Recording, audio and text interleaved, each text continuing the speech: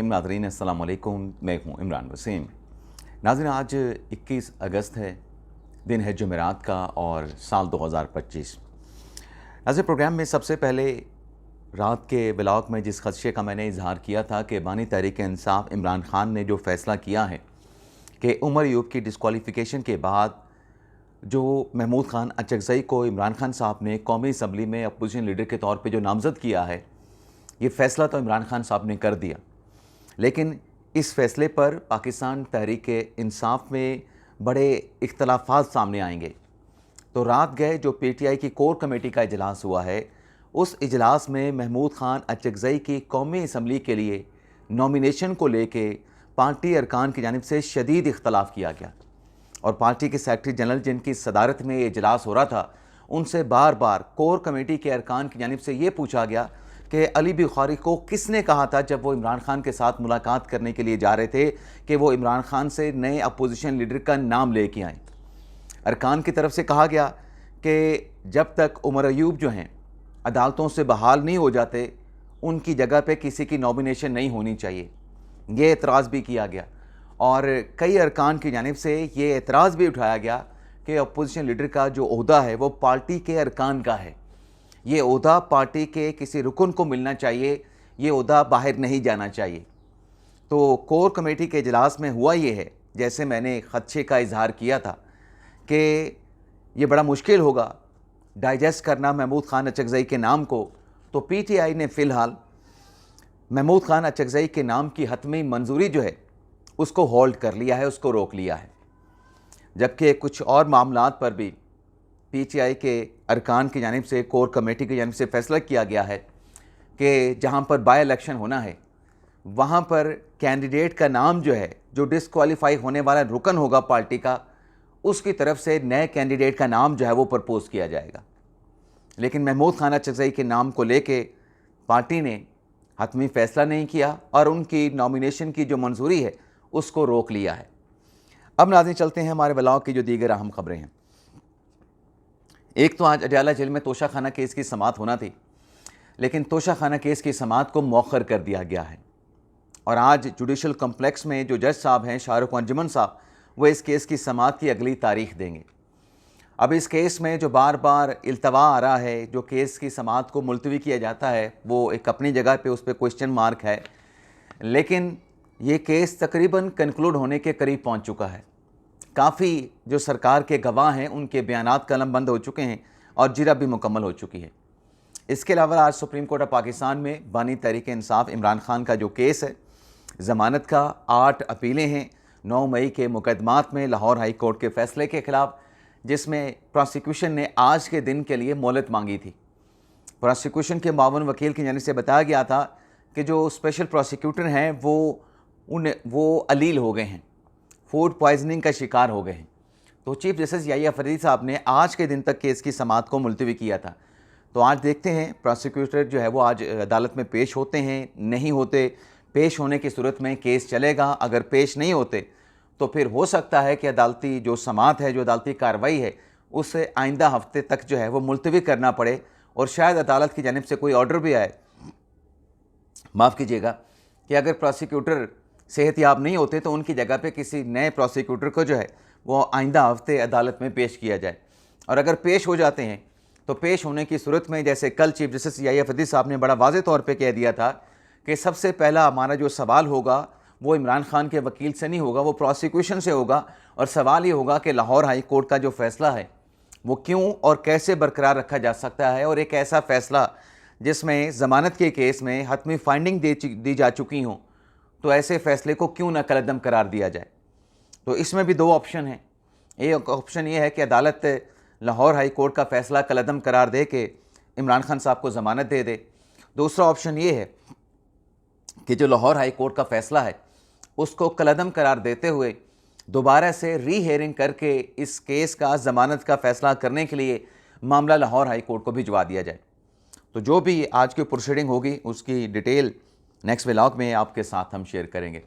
अब नाज़रीन, आते हैं, मुलाकात का दिन भी है इमरान खान साहब से आज। तो मुलाकात के लिए 6 लोगों के जो नाम दिए गए हैं, डॉक्टर अमजद अली हैं, चौधरी एजाज़ हुसैन हैं, अमीन ख़ान हैं, चौधरी नज़र हैं और इसके साथ साथ 2 सहाफ़ियों के नाम भी दिए गए हैं। एक असदुल्ला खान का नाम दिया गया है और दूसरा नाम दिया गया है राजा बिशारत का। ये पिछले कुछ अरसे देखा गया है कि अब जुमेरात के रोज़ जो लोग पेश होते हैं रुफ़का पार्टी के सियासतदान, उनमें 1-2 सियासत अपने जो सहाफ़ी होते हैं उनके नाम भी शामिल किए जाते हैं। खुशखबरी नाज़रीन पाकिस्तान के लिए ये है कि कल पाकिस्तान के वज़ीर ख़ारजा अफ़गानिस्तान गए थे। उनके साथ चीन के वज़ीर ख़ारजा भी अफ़गानिस्तान में थे, काबुल में थे, और वहाँ पर जो सह अफ़रीकी मुज़ाकरात हैं पाक, चाइना और अफ़गानिस्तान, उसका छठा दौर हुआ। और उस छठे दौर में जहाँ ट्रेड पे बात की गई, ट्रांज़िट पे बात की गई और मामलात पे बात की गई, लेकिन इस दौरे से खुशखबरी ये है कि जो अफ़गान वज़ीर ख़ारजा हैं, वज़ीर दाखिला हैं, चलें वज़ीर ख़ारजा हैं, जो भी हैं, लेकिन कायम मकाम हैं, अमीर मुत्तकी, उनकी जानिब से पाकिस्तान के हुकाम को चीन की मौजूदगी में ये यकीन दहानी कराई गई है कि जो अफ़गान सरज़मीन है उसे पाकिस्तान के ख़िलाफ़ दहशतगर्दी के लिए इस्तेमाल करने की इजाज़त नहीं दी जाएगी। ये कल के दौरे से एक बड़ी खुशखबरी जो है वो सामने आई है और अफ़गान हुकाम की तरफ से जो यकीन दहानी कराई गई, उसके साथ साथ पाकिस्तान, भारत और चाइना ने दहशतगर्दी के ख़िलाफ़ मुश्तरका जो कोशिशें हैं उस पर भी जो है वो इत्तफ़ाक़ किया है। सी पैक की तोसी पर भी तबादला ख्याल किया गया है, क्योंकि अब जो सी पैक है वो काबुल तक जाएगा, वहाँ तक जो है वो रेलवे ट्रैक बिछाया जाएगा।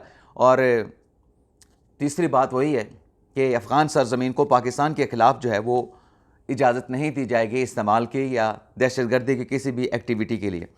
इसके साथ साथ नाज़रीन, अगली खबर ये है कि केपी हुकूमत पे जुर्माना हुआ है और ये जुर्माना हुआ है आलमी बैंक की तरफ से, और ये जुर्माना बढ़ाए जाने का इम्कान भी है। अब आप सवाल पूछेंगे कि ये जुर्माना क्यों हुआ है, तो खैबर पख्तूनख्वा के इलाके कलाम में एक 94 वाट का जो है वो डैम तमीर किया जाना था और इस डैम को बैनुल अक़वामी फंडिंग से तमीर किया जाना था, कर्ज़ लेके यानी तमीर किया जाना था। लेकिन 2020 से ये काम शुरू हुआ और आज के दिन तक ये डैम जो है वो मुकम्मल नहीं हो सका है और डैम की तामीर में जो 2 साल की ताख़ीर हुई है, तो इस पे आलमी बैंक ने जो है वो केपी हुकूमत पे जुर्माना किया है, क्योंकि जो फंडिंग की है वो आलमी बैंक ने की है।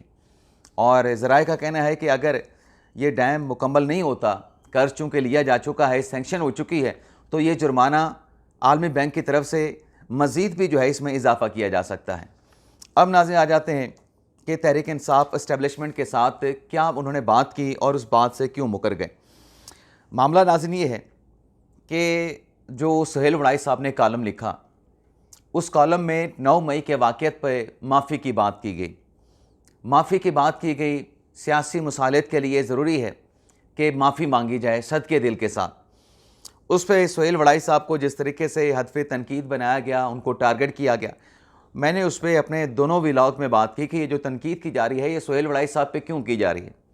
अच्छा, ये बात बिल्कुल दुरुस्त है। कुछ हमारे साथियों की तरफ से फिर बाद में ट्वीट्स करके कहा गया कि सुहेल वड़ाई साहब की 1-on-1 मुलाकात जो है, 1-on-1 मुलाकात जो है वो आसिम मुनीर साहब के साथ नहीं हुई है। मैं इस बात के साथ भी इत्तफाक करता हूँ, ऐसा ही होगा। लेकिन अगर 4 बंदों की मौजूदगी में मुलाकात हुई है, वहाँ पे अगर सुहेल वड़ाई साहब ने कोई चंद सवालात पूछे हैं, उन सवालात का आसिम मुनीर साहब ने जवाब दिया है, तो फिर भी मुलाकात हुई है। क्योंकि उन्होंने अपने कॉलम में लिखा कि 2 घंटे की नशिस्त हुई है, तो 2 घंटे की नशिस्त तो अकेले सुहेल वड़ाई साहब के साथ हो भी नहीं सकती। ये कुछ छोटी सी गैदरिंग में 5, 7, 10 लोगों की गैदरिंग में मुलाकात हो सकती है, इससे ज़्यादा नहीं। बाकी जो तकरीब थी उसमें भी वड़ाई साहब ने शिरकत की। अब वो जो माफ़ी वाली बात है उस पर वड़ाई साहब को हदफ़े तनकीद बनाना अपनी जगह पे, कल जो पाकिस्तान तहरीक इंसाफ के चेयरमैन हैं जनाब बैरिस्टर गौहर अली खान साहब, उनके तरफ से पेशावर हाई कोर्ट के बाहर एक स्टेटमेंट दिया गया। अच्छा, पेशावर हाई कोर्ट के बाहर क्यों स्टेटमेंट दिया गया? पेशावर हाई कोर्ट में माफ़ कीजिएगा, माज़रत चाहता हूँ नाज़रीन, पेशावर हाई कोर्ट में उमर अयूब साहब का और उमर अयूब के साथ जो शिबली फराज साहब है उनका मुकदमा समाअत के लिए लगा हुआ था, जो उनको अपोजिशन लीडर के तौर पे हटा दिया गया है, उनको MNA और सेनेटर के ओहदे से हटा दिया गया है। तो कल पेशावर हाई कोर्ट ने जो हुक्म इम्तना दिया था, उस हुक्म इम्तना में मज़ीद तस्दीक कर दी है, क्योंकि इलेक्शन कमीशन की तरफ से जवाब दाखिल नहीं हुआ था। तो इलेक्शन कमीशन को जवाब दाखिल करने के लिए अदालत की जानिब से मोहलत दी गई है और हुक्म इम्तना जो था कि नया अपोजिशन लीडर अपॉइंट ना किया जाए, जो पाकिस्तान तहरीक इंसाफ में फटा पड़ा है ना, वो इस बात पे पड़ा है कि जब पेशावर हाई कोर्ट का हुक्म इम्तना आपके पास मौजूद है और फौरी तौर पे स्पीकर असम्बली को और चेयरमैन सेनेट को रोक दिया गया है नए अपोजिशन लीडर की सेनेट और कौमी असम्बली में तैनाती के लिए, तो फिर इमरान खान को पैगाम क्यों भेजा गया कि नया अपोजिशन लीडर जो है वो अपॉइंट किया जाए, किसको जल्दी है। तो वो जो हुक्म इम्तना मिला, उस हुक्म इम्तना के बाद अदालती कार्रवाई के बाद बैरिस्टर गौहर ने पेशावर हाई कोर्ट के बाहर गुफ्तगू करते हुए कहा, क्या कहा जी, कि हम फरिश्ते नहीं हैं। 9 मई एक गलती थी जिसकी हम सब ने मजम्मत की है। अब वो मजम्मत की बात भी कर रहे हैं, गलती का एतराफ़ भी कर रहे हैं और ये भी कह रहे हैं कि हम इंसान हैं, हम फरिश्ते नहीं हैं। ये कौन कह रहा है? तहरीक इंसाफ का चेयरमैन कह रहा है। उस पे नाज़रीन ये एक मैसेज था बैरिस्टर गौहर साहब का, जिसमें उन्होंने ये भी कहा कि ये जो चीज़ें हैं, जो कार्रवाइयाँ हैं, ये अब सब कुछ जो है वो ख़त्म होना चाहिए। अब बस आगे बढ़ना चाहिए। जो कुछ होना था, डिस्क्वालिफिकेशन भी हो गई, मामला बराबर हो गया, इक्वल हो गया, तो अब जो है वो आगे बढ़ें, अब इंतकाम ना लें। ये बैरिस्टर गौहर साहब का पैगाम था एस्टेब्लिशमेंट के लिए, किसी को मुखातिब किए बगैर, किसी का नाम लिया बगैर। तो उस पर रात गए पाकिस्तान तहरीक इंसाफ का स्टेटमेंट आया, जिसमें तहरीक इंसाफ ने कहा कि तहरीक इंसाफ के तर्जुमान ने कहा कि बैरिस्टर गौहर का जो स्टेटमेंट है वो सियाको सबाक से हट के तरोड़ मरोड़ के पेश किया गया है और पाकिस्तान तहरीक इंसाफ का नैरेटिव वही है कि ये जो फॉल्स फ्लैग ऑपरेशन था, इस पर कमीशन बने, तहकीकात की जाएं, CCTV फुटेज सामने लाई जाए और बताया जाए कि इसमें करने वाले कौन हैं। यानी चेयरमैन कुछ कह रहा है और उसका वीडियो स्टेटमेंट मौजूद है। ये नहीं कि किसी के साथ गैर रस्मी गुफ्तगू की थी, वीडियो स्टेटमेंट मौजूद है, वहाँ पे उन्होंने बात की और उसके बाद फिर रात गए तहरीक इंसाफ जो है अपने चेयरमैन की बात की उन्होंने वजाहत की, अपनी बात से पीछे हट गए, एक पैगाम दे के, एक ज़ुबान दे के, एक इशारा करके और कहा कि नहीं, 9 मई तो फॉल्स फ्लैग ऑपरेशन था। अगर इमरान खान के नैरेटिव की बात करनी है तो इमरान खान ने भी कई मरतबा 9 मई पर अपनी पोजीशन को तब्दील किया है। इसके साथ साथ नाज़रीन आपको बता दें कि सदर पाकिस्तान आसिफ अली ज़रदारी साहब के तर्जमान मुकर्रर हुए हैं मुर्तज़ा सोलंकी साहब, और मुर्तज़ा सोलंकी साहब को हमारी तरफ से बहुत बहुत मुबारकबाद। आज से वो अपनी ज़िम्मेदारियाँ संभालेंगे। और इसके साथ साथ नाज़रीन जो एक और पैगाम दिया गया है, अगर PTI ने पैगाम दिया है ना कि हम फरिश्ते नहीं, हमसे गलती हो गई या 9 मई ये गलती थी, उस पर तहरीक इंसाफ ने वजाहत कर दी है। ये पैगाम फैसल वाडा की तरफ से भी दिया गया है और वो पैगाम किसके लिए है? वो पैगाम उसके लिए है जो फैसल वाडा ने कहा कि पाकिस्तान की तरक्की के रास्ते में किसी को रुकावट बनने की इजाज़त नहीं दी जाएगी। और फैसल वाडा का पैगाम क्या था कि सब अपना किबला दुरुस्त कर लें वरना सब रगड़े जाएंगे। जितने बड़े बड़े तुरम खान बने फिरते हैं, जितने बड़े बड़े अपने आप को तुरम खान समझते हैं, किसी को पाकिस्तान की तरक्की में रुकावट डालने की इजाज़त नहीं दी जाएगी। सब रगड़े जाने का मतलब ही है कि फिर सब पकड़े जाएंगे, किसी की बख्शिश नहीं होगी, किसी के साथ किसी किस्म की रियायत नहीं होगी। तो तरक्की के रास्ते में, बल्कि तो फैसल वाडा साहब ने कहा कि जो तरक्की के रास्ते का जो तसलसल है उसमें रुकावट की इजाज़त नहीं दी जाएगी। तो तरक्की के रास्ते में कौन रुकावट बनना चाहता है और क्यों रुकावट बनना चाहता है, उसको अदम इस्तेहकाम क्यों चाहिए पाकिस्तान की मईशत में, पाकिस्तान की सियासत में, वो मेरे ख्याल में कई मरतबा मैं आपको बता चुका हूँ कि सियासत की बेस ही यही है कि मुल्क में अदम इस्तेहकाम हो, सियासी अदम इस्तेहकाम हो, जिससे मुआशी अदम इस्तेहकाम आएगा और फिर वो शायद ये पार्टी समझती है कि अदम इस्तेहकाम से ही उनकी सियासत ज़िंदा है। इजाज़त चाहते हैं नाज़रीन, अल्लाह हाफ़िज़।